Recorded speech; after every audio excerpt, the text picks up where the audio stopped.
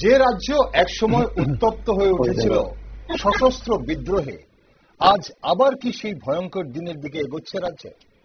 সম্প্রতি উত্তর ত্রিপুরার কাঞ্চনপুরে বিস্ফোরক সহ 2 সন্দেহভাজন উগ্রপন্থীর গ্রেফতার হওয়ার ঘটনায় রাজ্য জুড়ে উদ্বেগ চরমে। রাজ্যের সাধারণ মানুষ থেকে প্রশাসন সবার মুখে একটা প্রশ্ন, এটা কি নিছক একটি বিচ্ছিন্ন ঘটনা, নাকি এর পেছনে রয়েছে গভীর কোনো ষড়যন্ত্র? বিস্ফোরক নিয়ে ঘোরাফেরা, সন্ত্রাসবাদী যোগাযোগ, সীমান্তবর্তী এলাকায় অন্ধকার গুলি ঘেঁষে উগ্রপন্থার পুনর্জন্ম, এসব কি নিছকই কাকতালীয়? প্রশ্ন উঠছে, কে বা কারা এই ষড়যন্ত্রের নেপথ্যে রয়েছে? সীমান্তের ওপার থেকে আসা উগ্রপন্থীদের মদত, নাকি রাজ্যের ভেতরে ঘাপটি মেরে থাকা ঘৃণা ছড়ানো এজেন্টরা? তবে প্রশ্নটা এখন কেবল উগ্রপন্থীদের উপস্থিতি নিয়ে নয়, বরং এর থেকেও বড় একটা প্রশ্ন উঠে আসছে। ত্রিপুরা রাজ্য পুলিশ কি যথেষ্ট সক্রিয় কোনো অপ্রীতিকর পরিস্থিতি প্রতিরোধে? বিশেষজ্ঞদের মতে, কোনো বড় সন্ত্রাসী কার্যকলাপের আগে ছোট ছোট সংকেত থাকে, অস্ত্র বা বিস্ফোরকের আনাগোনা, অচেনা মুখের ঘোরাফেরা, সন্দেহজনক চলাফেরা ইত্যাদি। তাহলে সেই সংকেত কি দেখা যাচ্ছে এখন রাজ্যে? স্থানীয় গোয়েন্দা শাখা কতটা তৎপর? কোথায় কিভাবে উগ্র মনোভাব গড়ে উঠছে? কারা যুব সমাজকে বিভ্রান্ত করার চেষ্টা করছে বা করছে? তাই রাজ্যবাসীর প্রশ্ন একটাই, রাজ্য পুলিশ আদৌ কতটা প্রস্তুত পরবর্তী চ্যালেঞ্জের মুখোমুখি হতে? নমস্কার, আমি দীপেন, আর আপনারা দেখছেন নিউজ ভ্যানগার্ড।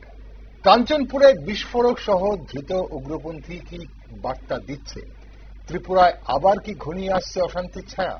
সেই বিষয়ে একটি গুরুত্বপূর্ণ টক শোতে আজ আমার সাথে রয়েছেন রাজ্যের বিশিষ্ট সাংবাদিক সাজ্জাদ আলী, এবং আমাদের সঙ্গে ভার্চুয়ালি অনলাইন জুড়ে গেছেন রাজ্যের পুলিশ প্রাক্তন আধিকারিক নন্দন সরকার। দুজনকে স্বাগত আজকের অনুষ্ঠানে। সাজ্জাদ, আপনাকে স্বাগত। নন্দনবাবু, আপনাকেও স্বাগত অনুষ্ঠানে। নন্দনবাবু, প্রথমে আপনার কাছে আসি আমি। কাঞ্চনপুরে বিস্ফোরক সহ 2 উগ্রপন্থীর গ্রেফতার শুধুই কি একটি বিচ্ছিন্ন ঘটনা, নাকি ত্রিপুরাকে অশান্ত করার বিপজ্জনক বাস্তবতার ইঙ্গিত বলে মনে করছেন?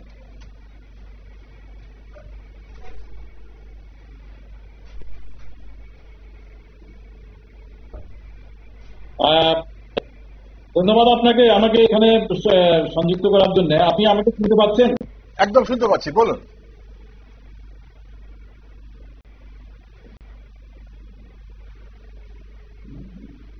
এটা ইকো হয়ে যাচ্ছে আমার কথাটা, আমি আবার শুনতে পাচ্ছি। আপনি বলুন, আপনাকে আমরা শুনতে পাচ্ছি, আপনাকে শুনতে পাচ্ছি আমরা।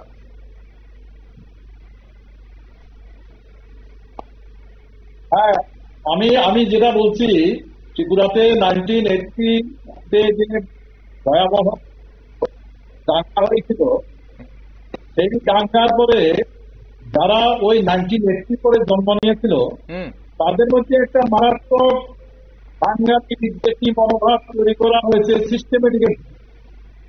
অর্থাৎ উপজাতিরা উপজাতিরা বিভিন্নভাবে বাঙালিদের দ্বারা শোষিত, এবং বাংলাদেশ থেকে এরা দখল করে নিয়েছে পুরো ত্রিপুরাটাকে, যেখানে ট্রাইবেলদের কোনো সুবিধা নেই। তো সেগুলো আমি একটু আপনাকে ইন্টারাপ্ট করবো, পিসিআর কে অনুরোধ করবো আমাদের স্টুডিওর সাউন্ডটা একটু বাড়ানোর জন্য। পিসিআর কে অনুরোধ করবো। হ্যাঁ, বলুন বলুন। বলবো আমি? হ্যাঁ, বলুন বলুন।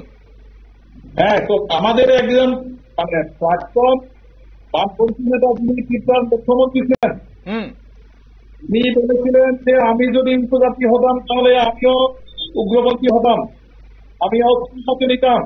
সেটা তৎকালীন সময়ে ত্রিপুরার মুখ্যমন্ত্রী দীপেন চক্রবর্তী বলেছিলেন।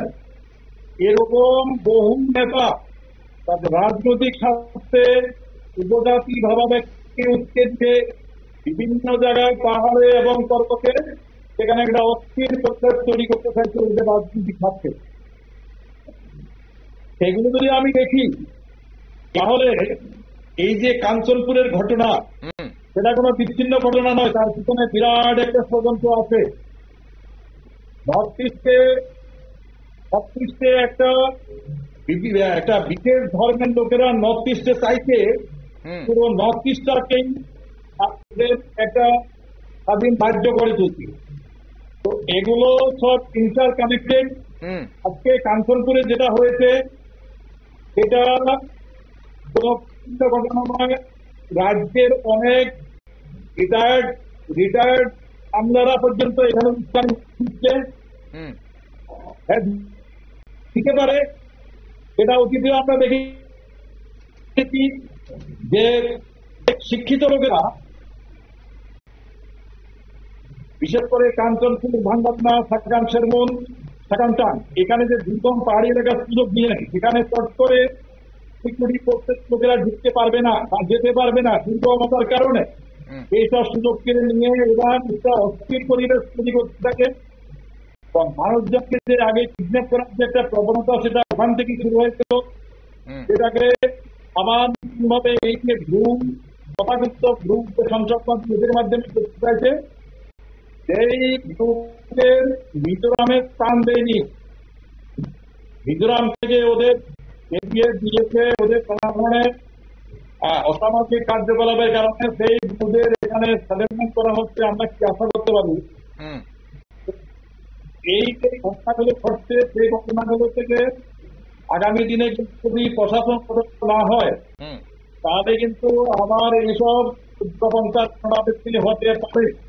ওকে, আমি আসবো স্যার, নন্দনবাবু আমি আসবো, আমরা আরেকটু বিস্তারিত আলোচনা আসবো। তদন্ত করে সেটাকে বের করা উচিত, কারা কারা এর পেছনে উস্কানি দিচ্ছে, কারা কারা আছে। আমি আসবো নন্দনবাবু, আমি আপনার কাছে আসবো, কারা কারা আছে বা তাদের সঙ্গে কাদের যোগ সংযোগ আছে সবকিছুই নিয়ে আমরা আলোচনা করব। আজ নেটওয়ার্কের সমস্যার জন্য আপনার কথা আমরা স্পষ্ট শুনতেও পাচ্ছি না, কিন্তু আমাদের সঙ্গে রাজ্যের, আপনি সঙ্গে থাকুন, এই মুহূর্তে আসবো আপনার কাছে। রাজ্যের বিশিষ্ট সাংবাদিক সাজ্জাদ আলী রয়েছেন, যিনি বিভিন্ন পরিস্থিতি দেখেছেন রাজ্যে। সাজ্জাদা, এই যে গ্রেপ্তারের ঘটনায় ব্যবহার হওয়া যে বিস্ফোরক বা পরিকল্পনার যে ধরন দেখে এই কাঞ্চনপুরের ঘটনায় কি বোঝা যাচ্ছে, যে এটা একটা প্রশিক্ষিত নেটওয়ার্কের কাজ বলে মনে হচ্ছে, নাকি এটা বিক্ষিপ্ত একটা ঘটনা, বা কেউ, বা এই যে ত্রিপুরা ইউনাইটেড ন্যাশনাল ফ্রন্ট যাদের কথা বলা হচ্ছে, এরাই বা কারা? তারা এই বিষয়ে সুস্পষ্ট ধারণা এখনো করা যাচ্ছে না। তা আমি বলছি যে গ্রেপ্তারের বিষয়টি হয়েছে, সেটার জন্য স্বয়ং মুখ্যমন্ত্রী সাধুবাদ জানিয়েছে পুলিশকে। তো আমরা রাজ্যের জনগণ, শান্তিপ্রিয় জনগণ হিসেবে এই রাজ্যের আরক্ষা দপ্তরকে সাধুবাদ জানাচ্ছি, এবং তাদের এই যে তৎপরতা, বিশেষ করে যে ইন্টেলিজেন্স নেটওয়ার্কিং যেটা, এটা যাতে এভাবেই অ্যাক্টিভ থাকে এবং ভবিষ্যতে যাতে এরকম কোনো পরিস্থিতির সৃষ্টি হলে যাতে তারা তৎপর হতে পারে। এখন আমি একটু যদি ব্যাখ্যায় যাই, যে মূলত উগ্রপন্থার যে সমস্যাটা রাজ্যে দশকের পর দশক চলেছে, এবং এতে প্রাণহানির ঘটনা শুধু নয়, মানুষকে হাজার হাজার মানুষকে উদ্বাস্ত হতে হয়েছে। একদম। সেদিন একটা ছেলের সাথে দেখা হলো, পঞ্চবর্তীতে যে গণহত্যা হয়েছিল শিবনা পঞ্চবর্তী, সেখান থেকে তারা বিতাড়িত হয়েছিল সেই সময়ে, সেই রাত্রেই, মানে যারা আক্রান্ত হয়েছে ওদের অনেকেই নিহত আহত হয়েছে। এর বাইরে যাদের বাড়িতে আগুন দেওয়া হয়েছে বা যারা ভীত সন্ত্রস্ত হয়ে পালিয়েছিল, এখনো ওই আগরতলাতে এই ছেলেটা রিক্সা চালাচ্ছে। মানে ওর ছোট ছিল, ওর বাবা সহ ওরা চলে এসেছিল আগরতলায়। তো ওই দক্ষিণ রামনগর দিয়ে থাকে, আমাকে বললো আর কি। তো এইসব পরিস্থিতি যেটা ছিল, সেটা পেছনে বিভিন্ন কারণ ছিল। রাজনৈতিক মদত, উন্মুক্ত সীমান্ত, আমি আন্তর্জাতিক সীমান্তের কথা বলছি, তারপরে হচ্ছে বিদেশি মদত, আর চতুর্থত হচ্ছে যে কোন গোষ্ঠীর, মানে নাম না নিয়ে বলছি, গোষ্ঠীর যুবকদের, ওই গোষ্ঠীর যুবকদের, বিশেষ করে যুবকদের যে উৎসাহ, হ্যাঁ, এইগুলোর এখন যথেষ্ট অভাব আছে। আচ্ছা। তো কনসলিডেটেড ভাবে একটা এক্সট্রিমিস্ট প্রবলেম ক্রিয়েট করার প্রয়াস হয়তো আছে বা থাকতে পারে, কিন্তু আমার মনে হয় না যে এটা খুব একটা সফল হবে। আর আরেকটা সাইডে হচ্ছে যে আজকে থেকে 40 বছর 45 বছর বা ওনারা যখন চাকরি করতেন, ওনাদের যে প্রথম জীবন, চাকরি জীবন, ওনারা দেখেছেন যে কাউন্টার ইনসার্জেন্সি অপারেশনে কতগুলো প্রতিবন্ধকতা ছিল। একটা তো ছিল সীমান্তে কোনো কাঁটাতার বেড়া ছিল না, যেটাকে আমরা ফেন্সিং বলি, সেটা ছিল না। দ্বিতীয় হচ্ছে যে রোড কমিউনিকেশন, যে আপনার যে ওই ভেহিকেল মুভমেন্টের একটা সিকিউরিটি ফোর্স গুলি খুব সমস্যা ছিল, প্রচন্ড সমস্যা। এই অন ফুট তাদেরকে যেতে হতো, পেট্রোলিং এইভাবে করতে হতো, প্লাস ওই কোনো ঘটনা হলে বা কোনো খবর পেয়ে অপারেশনগুলো সেভাবে করতে হতো। এখন পরিস্থিতি সারা ত্রিপুরায় আমূল পরিবর্তন হয়েছে এবং যেগুলি সারফেস যে কমিউনিকেশন, এটা অনেকটাই ডেভেলপ, শুধু ত্রিপুরা না পুরো দেশেই তো এই ডেভেলপমেন্ট হচ্ছে এই স্পেটে। আরেকটা হচ্ছে যে আপনার কমিউনিকেশন অনেক ইমপ্রুভ করেছে একদম এখন তো, এবং ডিজিটাল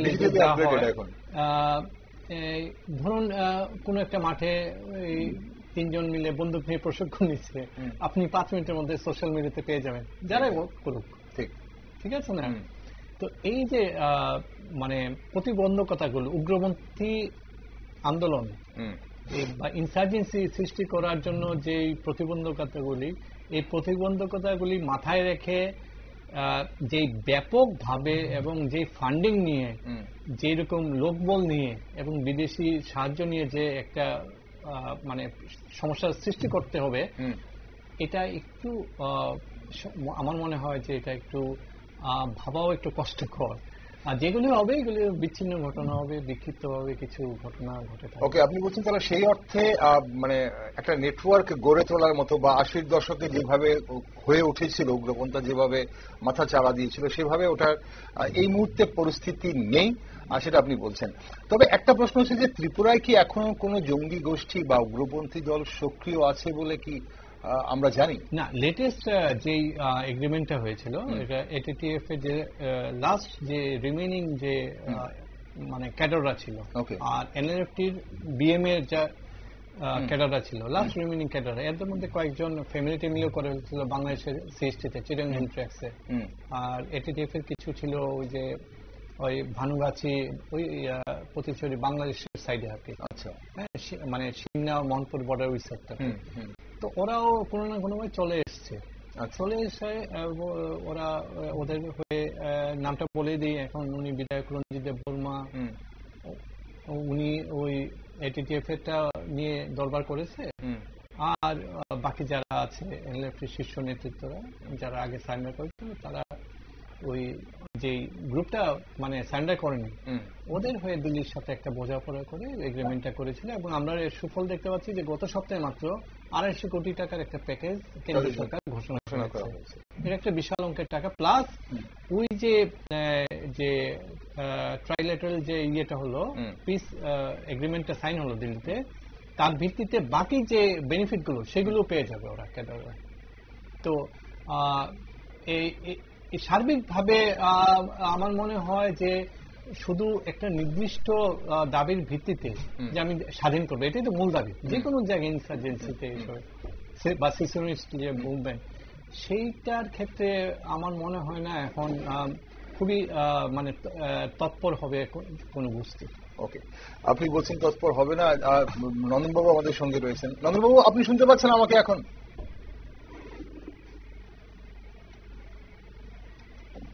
কথা কেটে কেটে আসছে, একটু শোনা যাচ্ছে না, বোঝা যাচ্ছে না। আচ্ছা, আপনার কথা আমরা স্পষ্ট শুনছি, আমি চেষ্টা করছি আপনার কাছে প্রশ্নটা পৌঁছে দেবার। আপনি কি মনে করেন যে ত্রিপুরাকে আবার অশান্ত করার প্রয়াস চলছে? পূর্ব বা উত্তর পূর্ব ভারতের অন্যান্য রাজ্যের সাথে এর কোনো সংযোগ খুঁজে পাচ্ছেন কি? আপনি কিছুক্ষণ আগে বলছিলেন সেটা।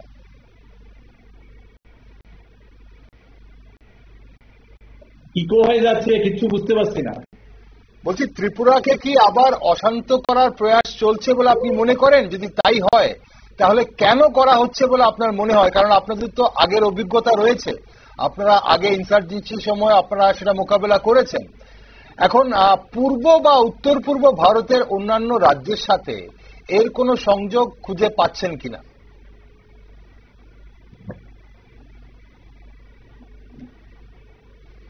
উত্তর পূর্বাঞ্চলে একটা বিচ্ছিন্নতাবাদী শক্তি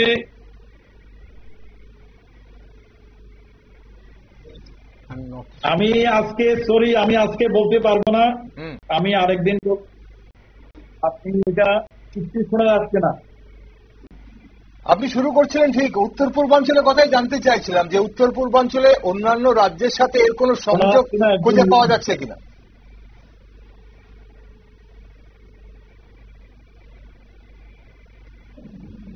উত্তর পূর্বাঞ্চলের প্রত্যেকটা রাজ্যে কোনো না কোনো বিচ্ছিন্নতাবাদী গোষ্ঠী সক্রিয় না। সেখানে এরা প্রত্যেকেই ফরেন ফান্ডিং পাচ্ছে।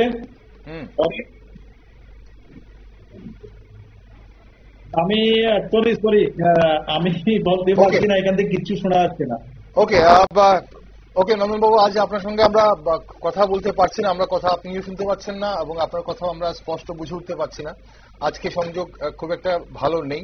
আমরা অবশ্যই আপনাকে আরো একদিন চাইবো এই বিষয়ে কথা বলার জন্য। আজকে সঙ্গে থাকার জন্য ধন্যবাদ নন্দন বাবু।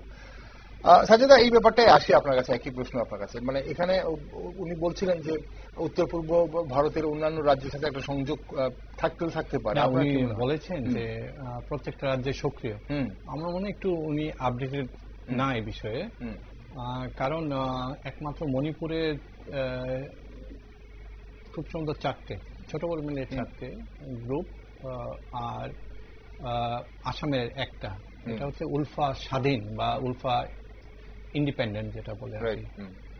ওরা ছাড়া বাকি সবগুলোর সাথে এই উত্তর পূর্ব ভারতে হয় সিজফায়ার এগ্রিমেন্ট, আর না হলে complete piece agreement, piece accord যেটা আর কি, এটা হয়ে রয়েছে।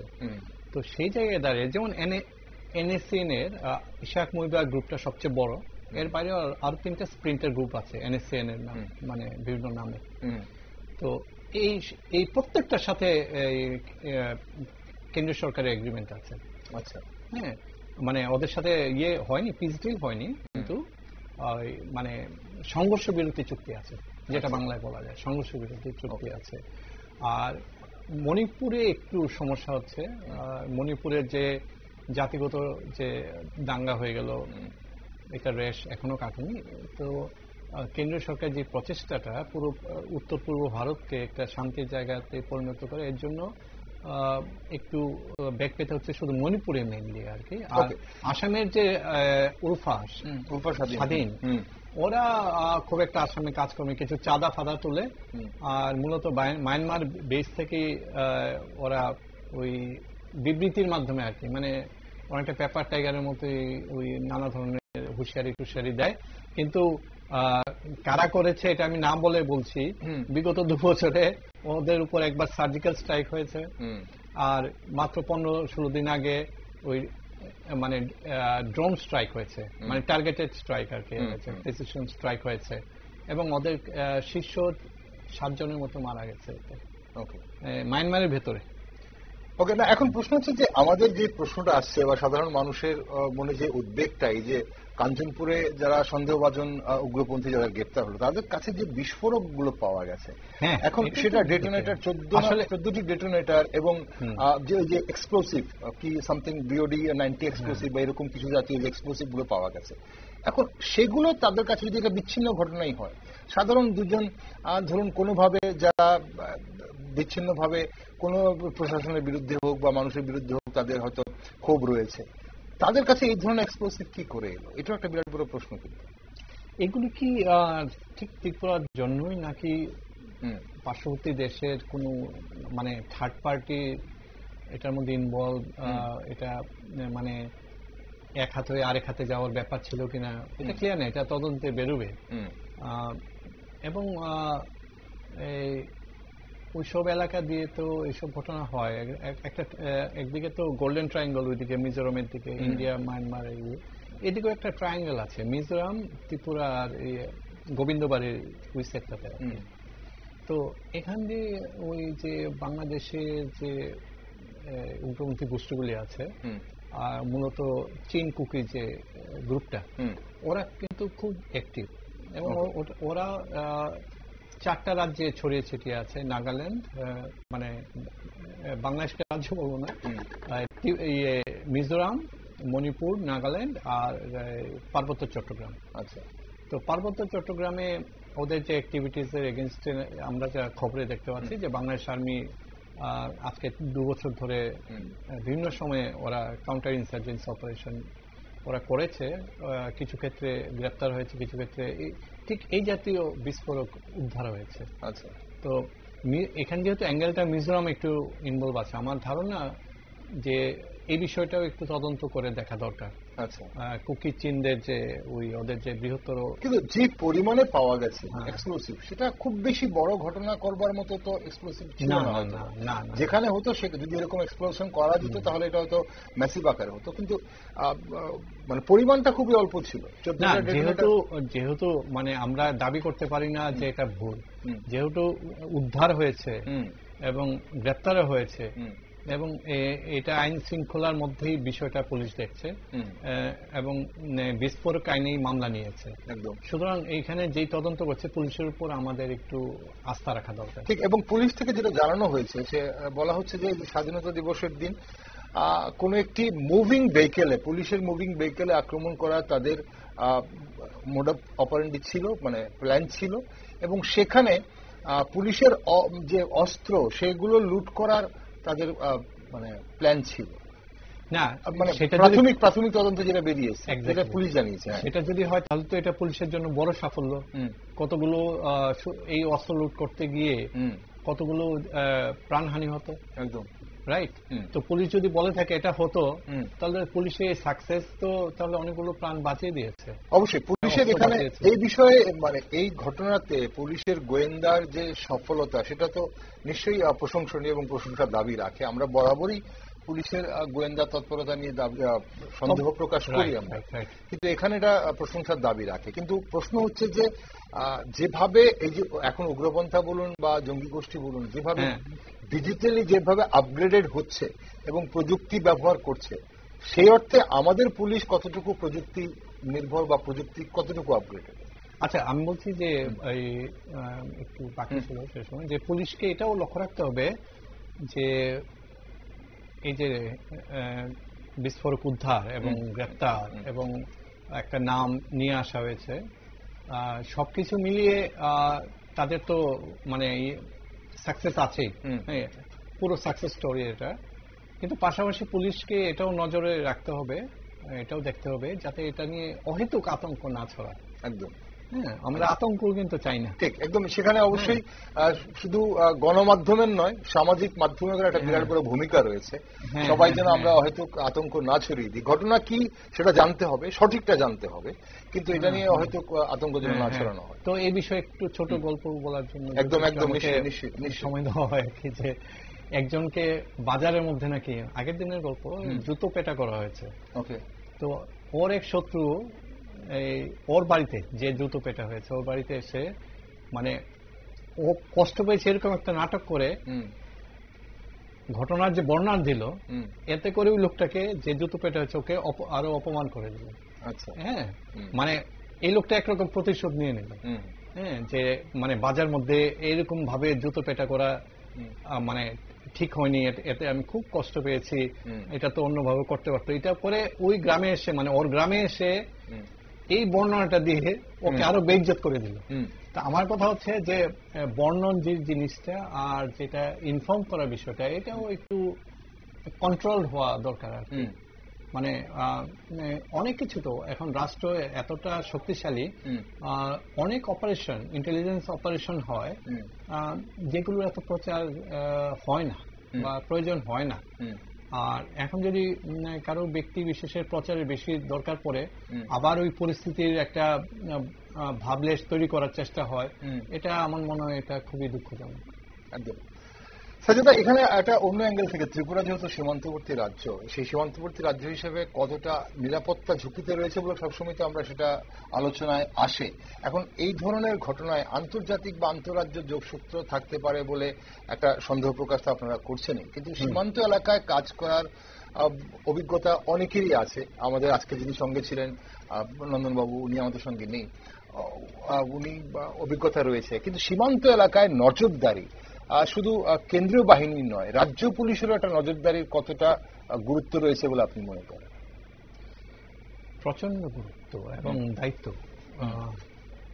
এই যে কাঁটাতারের বেড়া, মাত্র কিছু জায়গাতে কাঁটাতারের বেড়া হয়নি, এগুলো একদম হাইলি ডিসপুটেড কিংবা খুব মানে ডেন্স ফরেস্ট এরিয়া লোকেশন, অল্প কয়েকটা জায়গা। কিন্তু তারপরেও এত অনুপ্রবেশকারী ধরা পড়ে কি করে, ঠিক না? তো সর্ষের মধ্যেও একটু ভূত আছে। আর পারাপারের যে বিষয়টা, সেটাতে সাধারণ মানুষ ভেবে এজেন্টের মাধ্যমে এপারে যে উগ্রপন্থী আসলো না বা সুইসাইড বোম্বার আসলো না, এটা কে দেখবে, কে ইয়ে করবে? তো এ বিষয়ে সতর্ক থাকতেই হবে। একটা রাজ্য যার 3 দিকে আন্তর্জাতিক সীমান্ত, সেই রাজ্যকে মানে সাপোজিং এটা যদি ইসরায়েল হতো, হ্যাঁ, ওরা সাধারণ গাজা নিয়ে ওদের যে মানে কি বলা যায়, ওদের যে রেসপন্স, ঠিক আছে না? একদম। তো আমাদের জন্য ভয় সবসময় আছে। আর বিপদ তো প্রত্যেক দিন আসে না, একদিন আসে। চুরি কি প্রত্যেক দিন? একটা বাড়িতে চুরি প্রত্যেক দিন হয়? বিপদ একদিনই আসবে। সে সতর্ক থাকতে হবে সমস্ত ভাবে। কেন্দ্রীয় আধা সামরিক বাহিনী যে সীমান্তে আছে তাদেরকে সতর্ক থাকতে হবে, সেন্ট্রাল ইন্টেলিজেন্স, স্টেট ইন্টেলিজেন্স, সবাইকে সতর্ক থাকতে হবে, এবং ইউনিফর্ম যে ফোর্সগুলো আছে তাদেরকে সতর্ক থাকতে হবে। ব্যাপার হচ্ছে সতর্ক থাকার কোনো ধরনের বিকল্প নেই। রাইট। হ্যাঁ, এবং সেখানে অ্যালার্ট যেটা, এর তো কোনো বিকল্প থাকতেই পারে না। ঠিক। আর এখানে কোনো ইয়ারস্টিকও মানে রাখে না, কারণ এখানে সবসময় হাই অ্যালার্টই থাকা প্রয়োজন, যেহেতু আমরা একদম সীমান্তবর্তী রাজ্য এবং আমাদের পার্শ্ববর্তী রাষ্ট্র এই মুহূর্তে ডিস্টার্ব। না, পার্শ্ববর্তী রাষ্ট্র অনেক কিছুই থাকে, কিন্তু পুরো ঢুকে আছে একটা দেশে। ত্রিপুরাকে চিনতে হলে আগে আমরা যখন দিল্লি ফেলে চিনতে পারতাম, আমরা যে বাংলাদেশের ম্যাপ দেখলে চিনতে পারবে, দেখি বাংলাদেশের ম্যাপ দেখা যায়, এটাই ত্রিপুরা, মানে পুরো রাজ্যটা একটু ঢুকে ঢোকানো। ঠিক, বাংলাদেশ ভারতের ভেতরে ঢোকানো এবং ত্রিপুরা বাংলাদেশের ভেতরে ঢোকানো ম্যাপে। ওকে, এখন সীমান্ত এলাকার ভৌগোলিক জটিলতা বা স্থানীয় জনসংখ্যার বৈচিত্র্য এবং প্রতিবেশী দেশের সঙ্গে যে দীর্ঘ একটা সীমান্ত, সব মিলিয়ে ত্রিপুরা বরাবরই ছিল নিরাপত্তার দৃষ্টিকোণ থেকে একটা সংবেদনশীল। এখন অতীতে এখানেই উগ্রপন্থা, চোরাচালান এবং বিচ্ছিন্নতাবাদ মাথাচাড়া দিয়েছিল। সেই সব চ্যাপ্টার বন্ধ হয়েছে ধরে নেওয়া হলেও এই সাম্প্রতিক যে ঘটনা দেখিয়ে দিল, অতীতকে এখনো ছায়ার মতো আমাদের কিছু কিন্তু ছাড়েনি। সাজিদা, এই যে রাজনৈতিক দলগুলো নিরাপত্তা ইস্যুতে এই ধরনের ঘটনাকে কি প্রয়োজনীয় গুরুত্ব দিচ্ছে বলে আপনি মনে করেন, না এসব ইস্যু নির্বাচন কেন্দ্রিক ভাবে ব্যবহৃত হতে পারে? আচ্ছা, নাম নিয়ে বলতে পারি যে যেগুলো মেইন স্ট্রিম পলিটিক্যাল পার্টি, বর্তমানে ওরা একটা নিশ্চয়ই একটা ভালো ভূমিকা নিয়েছে, কিন্তু অতীতে ওদের ভূমিকা ভালো ছিল না। যেমন 1988 থেকে 93-এ এক দুটো উগ্রপন্থী সংগঠন জন্মই হয়েছিল যে ওই সময়কার সরকারকে বিপাকে ফেলার জন্য। আবার 88-র আগে মানে 2-3 বছর, 1988-এর আগে 2-3 বছর আবার একটা উগ্রপন্থী, বড় একটা উগ্রপন্থী গোষ্ঠীকে মদত দেওয়া হয়েছিল ওই মানে আগের সরকারকে বিপদে ফেলার জন্য। এই ভাইস ভার্সা গেম থেকে এখনকার যে ওদের যে রোলটা, এটা বলা যায় মোটামুটি ঠিকই আছে। আর যেহেতু পলিটিক্সে ওরা একটু পিছিয়ে আছে, ওরা এখন সেভাবে চাইছেও না কোনো মানে ওদের মানে ঝামেলাতে গিয়ে ওরা নিজেরা ডিফেমড হোক। কিন্তু আঞ্চলিক দলের ক্ষেত্রে আমার একটা সুপারিশ থাকবে, আমার একটা অনুরোধ থাকবে যে খুব সাবধানে যাতে দাবি দাওয়া নিয়ে ওরা মানে এগোয়, এবং যে স্লোগানগুলো বা যে মানে বিতর্কিত যে আওয়াজগুলি ওরা তোলেন, সেই ক্ষেত্রে যাতে আরেকটু সতর্ক হন। কেননা যে কোনো সময় একটা মানে ইস্যুকে কেন্দ্র করে একটা ভাতৃঘাতী একটা ব্যাপার হয়ে যেতে পারে। সে বিষয়ে সবাইকে সতর্ক থাকতে হবে। শুধু মাত্র যে ভোটের রাজনীতি তার কথা চিন্তা করে এবং শুধু আসনের কথা মাথায় রেখে যদি ওরা রাজনৈতিক কর্মসূচি নেয়, তাহলে বোধহয় ঠিক হবে না। রাজ্যের কথাও একটু চিন্তা করতে হবে। আর রাজ্যের মানুষের যে ওই শান্তিকামী মানুষের যে ভাতৃপ্রতিম যে একটা সম্পর্ক আছে এবং শান্তির যে পরিবেশ একটা আছে, মোটামুটি বলা যায় কিছু সামান্য ল অ্যান্ড অর্ডার ছাড়া, ইস্যু ছাড়া ত্রিপুরা ইজ পিসফুল স্টেট। এখন অবশ্যই সেটা পিসফুল অবশ্যই আছে, এটা যাতে থাকে সেই বিষয়ে সতর্ক যাতে থাকেন, ওদেরকে একটু দেখতে হবে। বেশি উত্তেজনাকর পরিস্থিতিতে জড়িয়ে গেলে এটা ওরাই সামাল দিতে পারবেন না। ঠিক, মানে এখন এই ধরনের ঘটনার পেছনে স্থানীয় তরুণদের যুক্ত হয়ে পড়ার ঝুঁকিও অনেকটাই আছে বলে অনেকেই মনে করছেন। না, কিভাবে, আমি একটা উদাহরণ দিই। মানুষ মানে ইদার কমিউনালি ওর মানে সেক্টরিয়াল ইয়েতে মানুষ ইনভলভ হয়ে যায়। এখানে কয়েক বছর আগে আইপিএফটি একটা সমাবেশ থেকে কিছু ঝামেলা হয়েছিল শহরে। সে সময় আমি সেলুনে শেভ করছিলাম, প্রায় শেষ, কিন্তু বাকিটা না করে আমি বেরিয়ে গিয়েছিলাম। আর বেরিয়ে দেখি ও সূর্য চমনিতে প্রথম ঝামেলাটা হয়, এরপর বেরিয়ে যায়। তখন এই মিছিলকারীদের উপরে যেভাবে দলমত নির্বিশেষে যুবকরা হামলে পড়েছিল, আমি দেখেছি আপ টু লেক চমনি, আস্তাবল এরিয়া, কলেজ এরিয়া, এইসব আমি নিজে দেখেছি। তো এতে করে মানে কাউকে দেখে বোঝার উপায় ছিল না। অনেক পরিচিত মুখ দেখেছি যে ওরা যে এইভাবে আরেকটি গোষ্ঠীর উপর এইভাবে হামলে পড়তে পারে।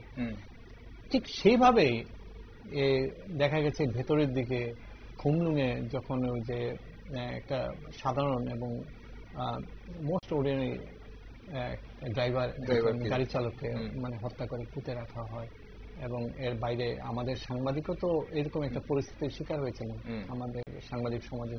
আমি শান্তনু ভূমিকের কথা বলছি। তো এগুলো তো হয়ে যায়। তো এই জন্য বলছি আর কি যে আমরা এগিয়েছি, আমরা আমাদের অনেক অগ্রগতি হয়েছে, আমরা শিক্ষিত। আমি সেদিন আগরতলা শহরে অনেক শিক্ষিত ছেলেকে দেখেছিলাম এইসব কাণ্ড ঘটাতে। ওমেন্স কলেজের সামনে গাড়িতে আগুন লাগাতে আমি দেখেছি এইসব শিক্ষিত ছেলেরা। তো এগুলো এত সেন্সিটিভ জিনিস, সুতরাং সেন্সিটিভ বিষয়গুলো একটু অ্যাভয়েড করা ভালো। ওকে, যে কোনো রাজনৈতিক দলের এইসব জিনিসগুলো অ্যাভয়েড করাই ভালো, এবং রাজ্যে যে শান্তি শৃঙ্খলার পরিবেশ রয়েছে বা উন্নয়ন অগ্রগতির যে একটা পরিবেশ রয়েছে সেটাকে বিঘ্নিত না করাটাই ভালো। তবে একটা জিনিস সাথে অনুষ্ঠানের সময় ফুরিয়ে আসছে, আমরা একটু যদি, আপনারা যেহেতু অভিজ্ঞ, আপনারা অনেক কিছু দেখেছেন, আগেও দেখেছেন, বিগত সময় ত্রিপুরার উগ্রপন্থা বা বিচ্ছিন্নতাবাদী কার্যকলাপের যে প্যাটার্নটা আর এই যে বর্তমান সময়ে যে এই যে কাঞ্চনপুরের যে সন্দেহভাজন যে উগ্রপন্থীদের বিস্ফোরক সহ ধরা পড়লো, এই প্যাটার্নের মধ্যে কোন ধরনের মিল খুঁজে পাচ্ছেন কি? আগেও কি কি এরকম কিছু ধরা পড়তো বা এরকম আনাগোনা বিস্ফোরক? না, আগে যেটা হয়েছিল সৃষ্টিটাই হতো ওই যে নতুন করে ওই মানে কিছু যুবককে জড়ো করে সীমান্তের ওপারে গিয়ে ওইখানে গিয়ে ওই ঘোষণা হতো, বাকি কার্যক্রম হতো, এরপরে এখানে ভেতরে ঢুকে এইসব আক্রমণ হতো, অস্ত্র ম্যানেজ করে আর কি।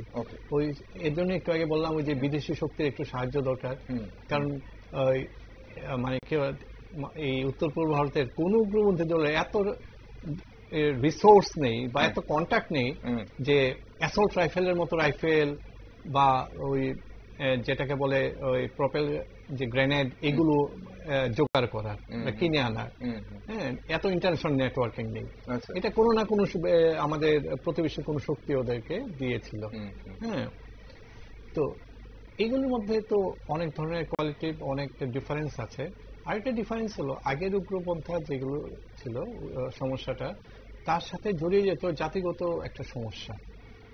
মানে যেখানেই হামলা হয়েছে সেখানে আবার এলোপাতারি মানুষকে মানে নির্যাতন করা হয়েছে, এরকম হত্যাকাণ্ড হয়েছে। আমরা খয়ে গিয়ে দেখেছিলাম, মানে সিআরপিএফ মাত্র 1 কিলোমিটার মধ্যে আছে, কিন্তু বাড়িঘর, মানুষ শুদ্ধ বাড়িঘর জ্বালিয়ে পুড়ে মেরেছে। এবং আমরা যখন এই যাই গোরাঙ্গটিলাতে, এর কিছুক্ষণ আগে মাত্র গোরাঙ্গটিলাতে আশ্রয় নিয়েছিল একটা অংশের মানুষ, তাদের উপরে হামলা হয়েছিল গোরাঙ্গটিলা একটা স্কুলে। তারপরে যতটা ক্ষয়ের ভেতরে গেলাম ততটা দেখলাম যে ওই মানুষ লোকারণ্য আশ্রয় নিয়েছে, খোলা মাঠে নিয়েছে। তো একটা সময় আমরা বলি একটু ভেতরে গিয়ে দেখি যে এই আমাদের 4-5 জন সাংবাদিক আছে, সিনিয়র সাংবাদিক, যারা এই কাহিনী এখনো বলতে পারবেন। গিয়ে দেখি একটা বাড়িতে একটা মেয়ে আর একটা ছেলের লাশ পড়ে আছে। মেয়েটা পুরোটাই ছেলেটা পুরোটাই দগ্ধ, আর মেয়েটা ক্ষতবিক্ষত একটা অবস্থা, আর পুরো বাড়িটা আগুন দিয়ে পোড়ানো। তো এর আগের দিন এই ঘটনা হয়েছে রাতে, আর এর আগের দিন উগ্রপন্থী হামলা হয়েছে। মানে উগ্রপন্থী হামলা যেগুলো হয়েছিল এগুলো সাথে একটা ক্ষুদ্র একটা অংশ হলেও ওরা ইনভলভ হয়ে যেত এবং মানে একটা বিভৎস একটা সিচুয়েশন তৈরি হতো ওই নির্দিষ্ট এলাকাটায় আর কি। তো এই যে বিষ, এই যে মানে ভেনম, এই যে মানে মানে বলা যায় যে এইটা থেকে অনেকটা মুক্ত হয়েছে ত্রিপুরা। ঠিক, সেটা মুক্ত হয়েছে এবং সেটা যেন ফিরে না আসে সেটাই অবশ্যই চাই। কিন্তু এখানে আরেকটা ব্যাপার হচ্ছে যে রাজনীতি আমাদের রাজ্যে সবকিছুতে তো রাজনীতি খোঁজা হয়, এটাও বাস্তব। এখন রাজনীতিবিদরা প্রায় এই ধরনের ঘটনা নিয়ে দোষারোপের রাজনীতি করে থাকেন। এতে তদন্ত বা প্রতিরোধের কতটা প্রভাবিত হয় সেটা কিন্তু ওনারা মনে রাখেন না। তো এই বিষয়েও এই মুহূর্তে কি কোনো ধরনের প্রতিক্রিয়া আছে কোনোখানে? মনে হচ্ছে যে এই ঘটনাকে রাজনীতির রং দেওয়া হচ্ছে কোনো জায়গায়? কিছু কি আপনার খবর আছে? না, যে পলিটিক্যাল কোন ন্যারেটিভ এটা নিয়ে সৃষ্টি হয়েছে, তৈরি হয়েছে। যেটা হয়েছে এখন মানুষ একটু জানতে চাইছে, উৎসুক যে বিষয়টা কি, এক। আর দ্বিতীয় হচ্ছে পুলিশ একটু প্রচারে নিয়ে গেছে এটাকে। আর সংশ্লিষ্ট এলাকায় কিছুটা হয়তো আতঙ্ক আছে আর কি, যেখানে ঘটনাটা হয়েছে। আর রাজনৈতিক দলগুলো, যেটা একটু আগে বললাম, যে এখন যথেষ্ট রেসপন্সিবল ওয়েতে ওরা করছে। আমি একটা অ্যাপেল করেছিলাম যে রিজনাল পার্টিগুলো যাতে এই বিষয়ে একটু সতর্ক থাকে স্টেটমেন্টের ক্ষেত্রে, কারণ কোনো না কোনো একটা ইস্যু থেকে অনেক বড় ধরনের ঘটনা হয়ে যেতে পারে আর কি। অসংখ্য ধন্যবাদ সাজিদা, সঙ্গে থাকার জন্য। আজ গুরুত্বপূর্ণ বিষয়ে আপনি আলোকপাত করলেন, আপনার মতামত আমরা জানলাম। আজ আমাদের সঙ্গে নন্দন বাবুও ছিল, নন্দন সরকার, রাজ্য পুলিশের প্রাক্তন আধিকারিক, কিন্তু ওনার সঙ্গে আমরা ভার্চুয়ালি আজ সমস্যা হয়ে গেছে, যোগাযোগ রাখতে পারিনি, কথা বলতে পারিনি ওনার সঙ্গে ভালো করে। আর পুলিশের কথা বলছিলেন। তবে দর্শক বন্ধুরা যারা জানেন, এই মুহূর্তে দুজন সন্দেহভাজন উগ্রপন্থীকে বিস্ফোরক সহ আটক করেছে পুলিশ এবং তদন্ত করছে পুলিশ। এটাই এই মুহূর্তে শেষ খবর। ধন্যবাদ সাজিদা আপনাকে। দর্শক বন্ধুরা, ত্রিপুরার শান্তি অর্জন করা যতটা কঠিন ছিল তা ধরে রাখা আরো কঠিন বলে অনেকেই মনে করেন। আর সেই দায়িত্ব এখন প্রশাসনের কাঁধে এবং পাশাপাশি জনসাধারণের কাঁধেও, বিভিন্ন রাজনৈতিক দলের কাঁধেও। সময় থাকতে পদক্ষেপ না নিলে আজকের একটি ঘটনা, ছোট্ট যে ঘটনা, কাল হয়ে উঠতে পারে বড় বিপর্যয়। ত্রিপুরা শান্তি চায়, আর সেই শান্তি রক্ষা করতে হলে ভবিষ্যতের গতিপথ বোঝা ও নিয়ন্ত্রণ করাই এখন সবচেয়ে বড় চ্যালেঞ্জ। ত্রিপুরাকে অশান্ত করার যে কোনো প্রয়াসকে চূড়ান্তভাবে প্রতিহত করতে হবে, এটাই এখন সময়ের দাবি। তাই সেই চ্যালেঞ্জ প্রশাসন কিভাবে মোকাবেলা করে তার সময় বলবে। সঙ্গে থাকুন, দেশ, দুনিয়া ও রাজ্যের সব খবর দেখার জন্য চোখ রাখুন শুধুমাত্র নিউজ বেঙ্গল।